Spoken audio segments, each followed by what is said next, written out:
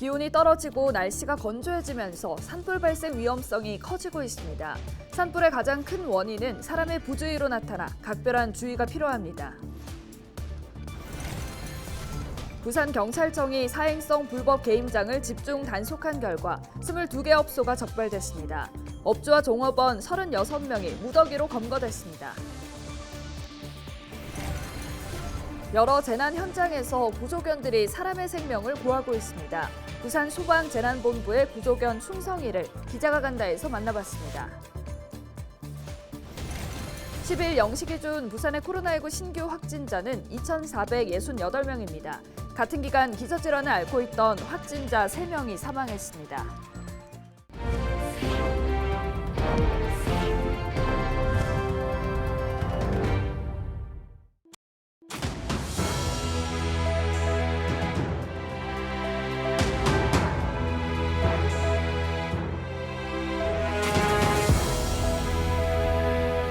여러분 안녕하십니까? 헬로티비 부산 뉴스입니다. 기온이 떨어지고 날씨가 건조해지면서 산불 발생 위험성도 커지고 있습니다. 최근 10년간 산불 발생 통계를 봤더니 대다수가 사람의 부주의 때문에 발생했습니다. 부주의가 큰 화재로 번지지 않도록 각별한 주의가 필요합니다. 보도에 안수민 기자입니다. 대나무 숲에서 시커먼 연기가 피어오릅니다. 지난 3일 기장군 기장읍의 한 야산에서 불이 났습니다. 인근 텃밭에서 농작물을 소각하다 발생한 불이 순식간에 산으로 번진 겁니다. 100여 명의 인력과 소방 헬기 등이 동원돼 1시간여 만에 불길은 잡혔지만 국유림 1,200여 제곱미터가 소실됐습니다. 불이 났던 기장군 야산입니다. 군데군데 검게 탄 흔적들이 남아 있습니다. 이곳에 있는 낙엽을 만져보면 이렇게 바로 바스라지는 것을 볼 수 있습니다. 이처럼 날씨가 건조해지는 계절이면 해마다 크고 작은 산불들이 전국 곳곳에서 끊이지 않고 발생합니다. 지난 2012년부터 최근 10년간 전국에서 발생한 산불은 4,809건입니다. 월별로 보면 여름철 줄어들었던 수치는 10월부터 꾸준히 높아지기 시작해 3, 4월 정점을 찍습니다. 특히 올해는 9월까지 632건이 발생해 한 해 평균보다 30% 이상이 늘었습니다. 대형 산불도 평균 2~3건에서 11건으로 급증했습니다. 피해 면적은 2만 4천 헥타르, 서울시 면적의 절반에 이릅니다. 산불에 비해서 전체적으로 대형 산불이 이제 점점 늘고 있다. 특히 이제는 산불이 과거에는 봄하고 가을에만 이제 산불이 발생이 됐지만 이제 최근 들어서는 기후 위기, 기후 변화 등으로 인해서 여름철에 그야말로 집중호우 내릴 때 빼놓고는 거의 연중. 산불의 가장 큰 원인은 사람의 부주의입니다. 산불은 보통 입산자 실화로 발생하는데 화기 사용, 쓰레기 소각, 담뱃불 투척 등이 주요 원인입니다. 따라서 산에 가실 때는 간단한 간식과 보온병 등만 소지하고 가시는 것이 아름다운 산을 지키는 방법입니다. 산림청은 오는 12월 15일까지를 가을철 산불 조심 기간으로 정하고 지자체와 함께 집중적인 감시를 이어갈 계획입니다. 기후변화로 더욱 잦아지고 규모가 커지는 산불. 부주의가 큰 산불로 이어지지 않도록 시민 모두가 화재 예방에 신경 쓰는 자세가 필요합니다.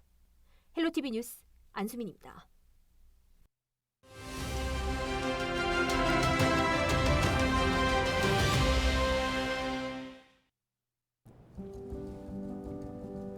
지난해 이맘때부터 극심한 겨울 가뭄 이야기가 시작됐었죠.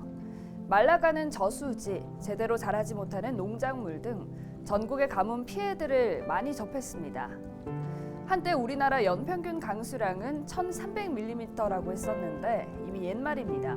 최근 30년을 보면 연평균 1,046mm 정도고요. 올해만 보면 900mm를 조금 넘길 정도입니다.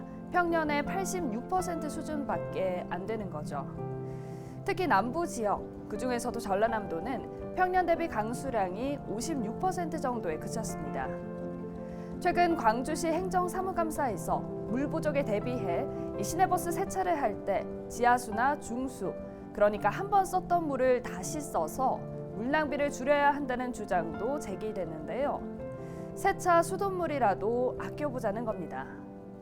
환경부는 11월 가뭄 예경보를 통해 내년 1월까지는 남부지방 기상가뭄이 이어질 것으로 전망했습니다. 기후변화에 따른 가뭄이 장기화하고 있는데 비가 더 오도록 할 수는 없으니 일부 지역에서는 화장실 계량기 밸브를 조정하거나 탄소 포인트제처럼 물 사용량을 줄이는 만큼 수도요금을 감면하는 제도도 준비하고 있는데요.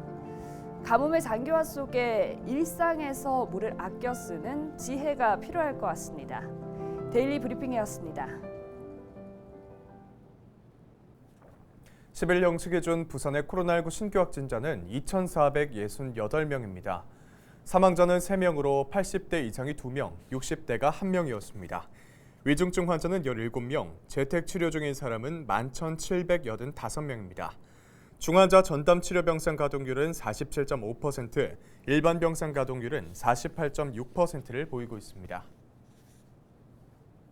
유엔군 참전 용사들을 추모하는 턴 투워드 부산 행사가 오늘 11일 진행됩니다.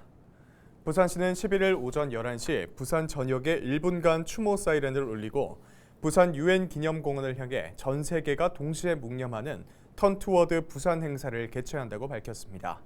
추모식 이후에는 유엔 참전 용사 3인의 안장식이 진행됩니다.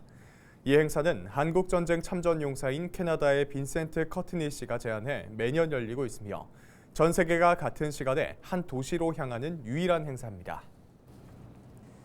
부산경찰청이 사행성 불법 게임장을 집중 단속해 게임물 유통 총판업자 등을 무더기로 검거했습니다.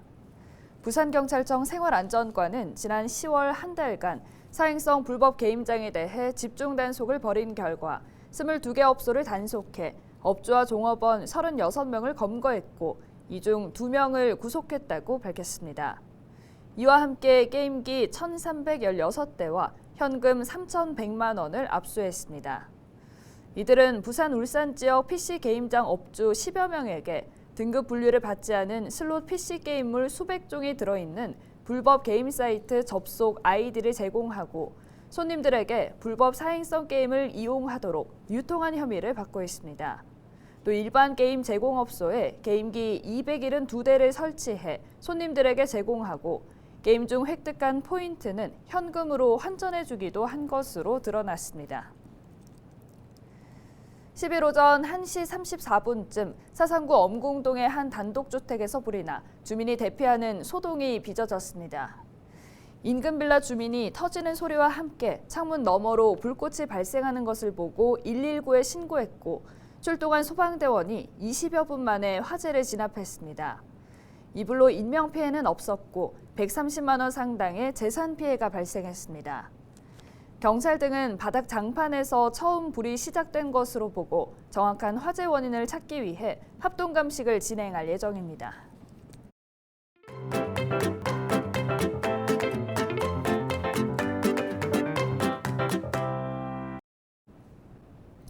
산에서 사람이 실종되거나 건물이 붕괴된 재난 현장에서 활동하는 구조견들의 소식 들어보신 분들 많으실 텐데요. 오늘은 소중한 생명을 구하기 위해 활동하는 구조견 충성이를 만나보겠습니다. 기자가 간다 김한식 기자입니다.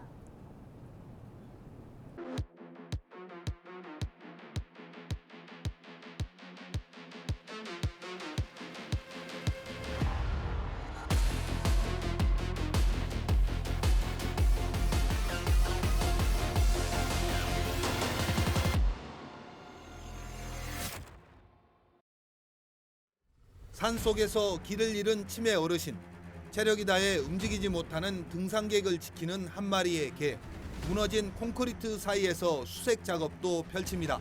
구조견 충성입니다. 지난 2019년 7월부터 활동 중인 충성이는 그동안 159차례 출동해 실종자 9명을 찾았습니다. 구조견으로 몫을 다하기까지 걸리는 기본 교육만 2년가량. 현장 투입 이후에도 매일매일이 훈련입니다. 구조견으로서 가장 필요한 능력은 실종자 찾기입니다. 그래서 충성이가 얼마나 잘 찾을 수 있는지 실험해봤습니다. 실제 구조견이 찾을 수 있는지 제 뒤에 있는 통 3개 중에 한 곳에 숨어보겠습니다.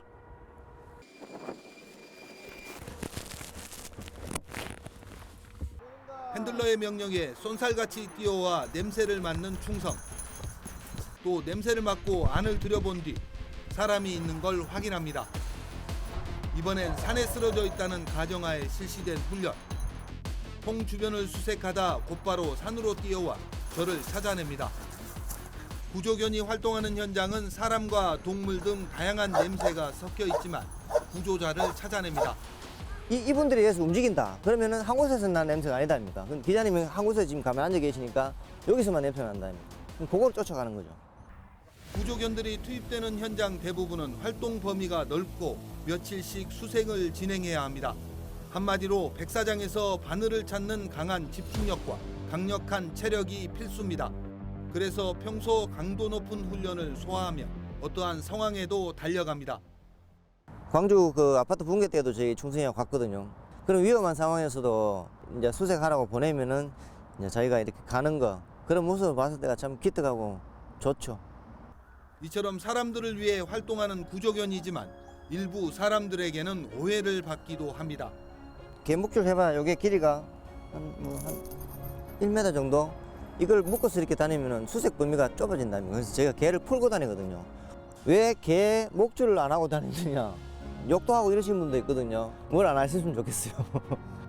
지난 2019년 7월부터 충성이가 구조견으로 활동하기 시작할 때부터 함께한 백희철 핸들러. 그동안 수많은 추억이 쌓였지만 역시 가장 기억에 남는 건 사람을 살렸을 때입니다. 치매 노인 어르신 그 산에 가셨는데 그때 이제 충성이가 찾았거든요. 근데 살아 계신 상태로 일단 살아 계신 분을 찾을 때가 제일 좋죠. 현재 충성이의 나이는 7살로 은퇴까지 2년가량 남았습니다. 백 핸들러는 충성이가 그저 건강했으면 하는 바람입니다. 구조견 활동을 그만두고 일반인들한테 분양이 돼서도 안 다치고 병 없이 그렇게 생활했으면 좋겠습니다. 재난과 실종 현장에서 포기하지 않고 기적을 만들어내는 구조견. 충성이처럼 사람의 생명을 구하기 위해 활동 중인 구조견은 전국에 모두 33마리. 오늘 또 소중한 생명을 구하기 위한 구조견들의 활동은 계속되고 있습니다. 기자가 간다 김한식이었습니다. 이태원 참사를 계기로 우리 지역의 안전을 점검하는 기획보도 계속해서 보내드립니다. 가까운 시기에 많은 사람들이 모이는 행사가 있는데요. 바로 다가오는 대학 수학 능력 시험입니다. 2023학년도 대학 수능 시험이 얼마 남지 않았는데요. 시험장 안전 점검 어떻게 이뤄지고 있는지 살펴봤습니다. 보도에 송하영 기자입니다. 오는 17일 치러질 대학 수학능력 시험의 한 고사장입니다. 이곳을 방문한 소방특별조사단이 복도에 있는 옥내 소화전을 열고 개폐 밸브와 호스, 관창을 확인합니다. 불이 날 경우 신속하게 물을 공급하는 데 쓰일 물탱크가 정상적으로 작동하는지 여부도 꼼꼼히 살핍니다. 수능을 앞두고 혹시 모를 비상 상황에 대비해 안전점검에 나선 겁니다. 11월 9일까지 긴급 화재 안전 점검을 실시하고 점검 불량 사항에 대하여 14일 이전까지 조치를 완료하도록 추진하고 있습니다. 화재 등 재난 대비 교육청, 시청, 경찰, 보건소 등 유관기관과의 유기적 협조 체계를 구축하고 있습니다. 지난 2017년 수능 하루 전날 포항에서 지진이 나면서 수능이 일주일 연기된 바 있습니다. 소방당국은 화재뿐만 아니라 지진이 발생할 경우를 대비해 상황에 따라 대피 요령을 미리 익혀야 한다고 강조했습니다. 진동이 경미하거나 안전성이 위협받지 않는다면 시험을 지속하고 피해가 우려되는 상황이라면 교실 밖으로 대피해야 합니다. 교실 내 시계 등 낙하하는 물건에 머리를 다치지 않도록 방석으로 머리를 보호하고 특히 교실 출입문이 지진에 열리지 않을 경우 대비하여 미리 열어두는 것도 하나의 방법입니다. 또 과호흡 증후군을 호소하는 학생이 발생할 경우 최대한 몸의 긴장감을 풀어줘야 한다고 설명했습니다. 환자를 자리에 누운 상태로 한 손은 배에, 한 손은 가슴에 놓게 합니다. 그리고 호흡을 최대한 천천히 들이쉬고 내쉬는 등 환자의 호흡을 조절을 유도하고 이 밖에 소방당국은 수능 시험장 주변의 통행로와 절개사면, 공사장에 대한 안전점검을 실시하고 수능 관련 시설 관계자를 대상으로 안전사고 예방 교육을 강화할 계획입니다. 헬로티비 뉴스 송하영입니다. 이상으로 뉴스를 마칩니다. 함께해 주신 여러분 고맙습니다.